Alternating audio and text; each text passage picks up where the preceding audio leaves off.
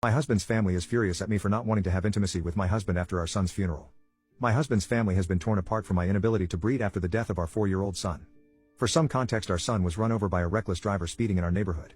While he was fighting for his life in the hospital, my sister-in-law found out she was pregnant and could no longer stand to see my son because she couldn't take the sight of him being so small and hooked up to all the medical instruments and such. I 100% respected that because it was hard for me too.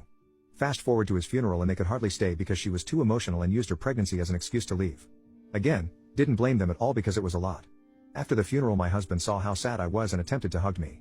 I thought he was being sincere, since this was also his son that died too, but he immediately started caressing my chest and pinching my thigh. I slapped him and he stumbled back. I yelled at him and asked what he was doing. My husband was confused and said he was only trying to make me feel better. I shouted at him to leave me alone and locked myself in our bedroom. I was still in full-blown grief, hardly a functioning human, and was holding on by a string. The next day was my husband's mother's birthday and they expected me to go.